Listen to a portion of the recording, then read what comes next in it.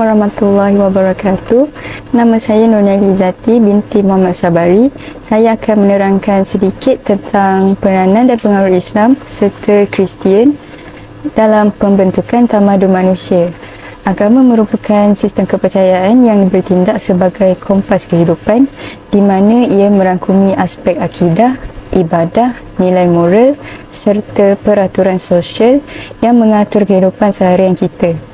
Poin kedua menunjukkan bahawa agama bukan sekadar pegangan spiritual tetapi ia turut mencorakkan cara manusia berfikir, bertindak dan berinteraksi sesama sendiri.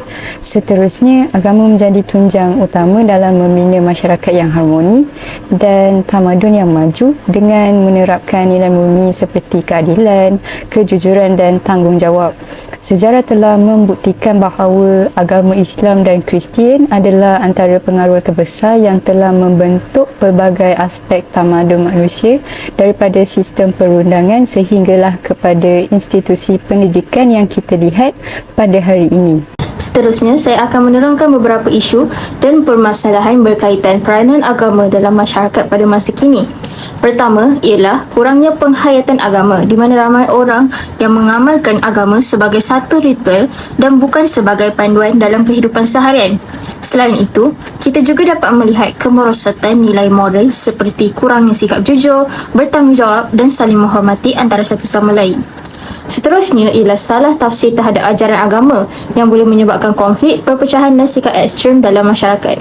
Di samping itu, globalisasi dan perkembangan teknologi turut mempengaruhi masyarakat dengan membawa budaya luar yang kadang-kadang bercanggah dengan nilai agama. Akhir sekali, golongan muda semakin menjauh daripada agama kerana lebih cenderung kepada gaya hidup bebas dan materialistik.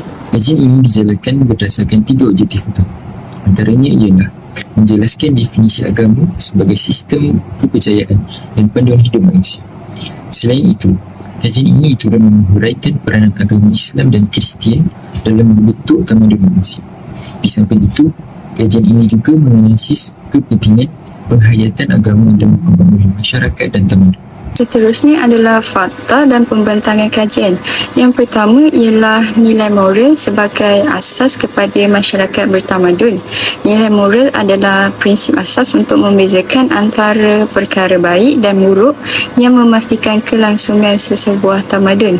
Agama bertindak sebagai sumber utama dalam membentuk jati diri masyarakat agar terhindar daripada konflik dan kerosakan akhlak. Kemudian, peranan agama Islam dalam membentuk nilai moral dan tamadun. Islam membentuk tamadun melalui panduan wahyu yang menekankan integriti dan tanggungjawab. Melalui konsep ihsan, umat Islam didorong untuk berbuat baik secara ikhlas, manakala piagam Madinah membuktikan bagaimana keadilan dan toleransi diamalkan dalam masyarakat pelbagai kaum. Seterusnya ialah peranan agama Kristian dalam membentuk nilai moral dan tamadun. Agama Kristian menekankan integriti melalui 10 perintah Allah dan ajaran kasih sayang tanpa syarat atau agib.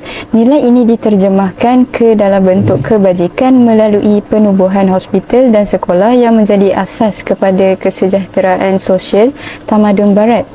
Akhir sekali ialah mekanisme agama Islam dan Kristian memainkan peranannya. Kedua-dua agama menggunakan 3 mekanisme utama. Pertama, melalui ibadah harian yang membina disiplin dan merapatkan jurang sosial. Kedua, melalui institusi pendidikan yang melahirkan ilmuwan dan sistem pengajian moden. Yang ketiga ialah melalui sistem perundangan seperti syariah dalam Islam dan canon law dalam Kristian yang memastikan tadbir urus masyarakat yang adil dan stabil. Seterusnya, saya akan menerangkan pengaruh agama Islam dan Kristian dalam pembentukan sistem perundangan. Bagi agama Islam, syariah berperanan sebagai panduan dalam pelbagai aspek kehidupan. Hal ini termasuk ibadah, jenayah, kewangan dan sosial. Syariah ini berpandukan Al-Quran dan Al-Hadis yang menjadi sumber utama dalam penetapan hukum. Selain itu, Islam turut mengawal tingkah laku manusia melalui pelbagai peraturan dan larangan. Sebagai contoh, Islam melarang perbuatan seperti mencuri, membunuh, meminum arak dan menipu. Hal ini kerana perbuatan tersebut boleh merosakkan hubungan sesama manusia serta menggugat keharmonian masyarakat. Islam juga menekankan nilai keadilan, akhlak dan kesejahteraan masyarakat. Oleh sebab itu, ajaran Islam menjadi panduan dalam menentukan sesuatu hukum agar masyarakat dapat hidup dengan lebih teratur, berdisiplin dan harmoni. Bagi agama Kristian pula, Bible menjadi sumber utama yang membentuk nilai moral dan etika dalam kehidupan penganutnya. Ajaran Kristian menggalakkan sifat kasih sayang, kejujuran dan keadilan dalam hubungan sesama manusia. Di samping itu, agama Kristian menekankan kepentingan menghormati hak dan harta orang lain. Sebagai contoh, agama Kristian melarang manusia daripada mengambil sesuatu yang menjadi hak milik orang lain. Ajaran ini membantu membentuk masyarakat yang lebih bertanggungjawab dan beretika. Seterusnya, kita dapat melihat kesan pengaruh kedua-dua agama terhadap sistem perundangan.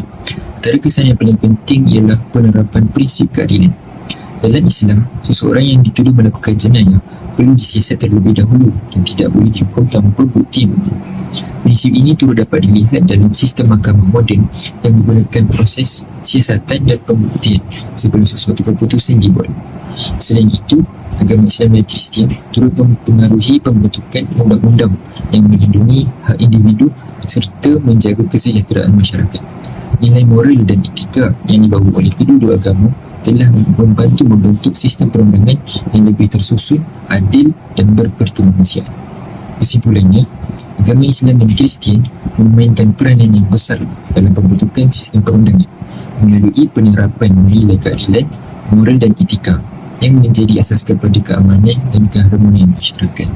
Saya Fatimah Azhara binti Nazaruddin dan saya akan membentangkan bagaimana agama sebenarnya bertindak sebagai ejen transformasi intelektual utama dalam menggalakkan pencarian ilmu dan membina asas pendidikan tinggi. Jika kita lihat dari perspektif perbandingan tamadun, pertama, dalam tamadun Islam, revolusi intelektual bermula daripada wahyu pertama iaitu Iqra yang menyatukan akal dan wahyu. Perkembangan sains tulen pula dipandu oleh keperluan praktikal ibadah seperti astronomi untuk menentukan arah kiblat dan matematik untuk takvim solat. Ini mewujudkan integrasi yang harmoni antara sains dan agama tanpa sebarang konflik. Kedua, dalam tamadun barat yang berteraskan Kristian, pemikiran ilmiah mereka dipandu oleh konsep teologi iaitu Great Chain of Being untuk memahami keindahan alam ciptaan Tuhan. Golongan biara dan institusi gereja memainkan peranan yang penting dalam memelihara manuskrip kuno. Malah mereka turut mengasaskan universiti tertua di dunia iaitu Oxford dan Paris dengan kawalan etika yang ketat bagi mengelakkan kemajuan teknologi yang tidak terkawal. Kesimpulannya, sama ada dalam tamadun Islam maupun Barat, agama terbukti menjadi pemangkin kepada ilmu dan penyedia kompas etika agar kemajuan manusia sentiasa seimbang dari sudut intelektual dan juga moral.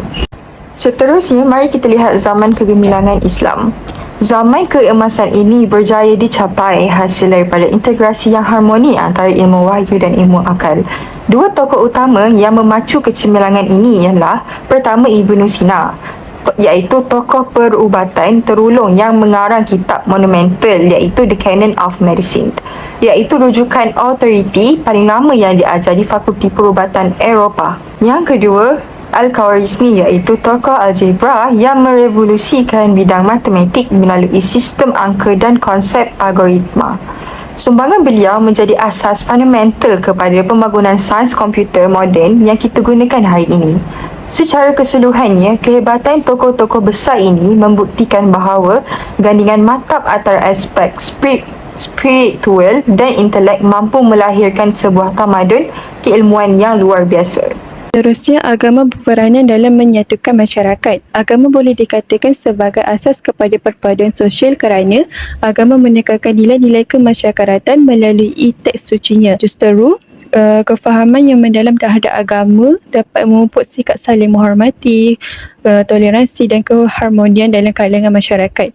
Oleh itu, jelaslah bahawa kepelbagaian agama dapat menggalakkan perpaduan serta menyumbang kepada pembangunan tamadun. Sebagai contoh, dalam Islam terdapat konsep ukhuwah yang menekankan persaudaraan berasaskan Al-Quran dan As-Sunnah. Amalan seperti ibadah haji dapat memperkukuh perpaduan umat Islam.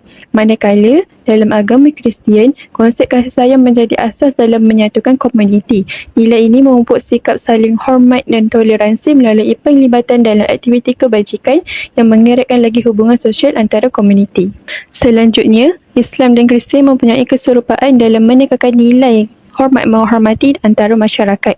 Al-Quran dan Bible mengajar hidup aman dan tidak menghina orang lain. Nilai ini mengelakkan konflik dan mengukuhkan keharmonian masyarakat. Akhir sekali, contoh perkembangan hubungan sosial dalam tamadun.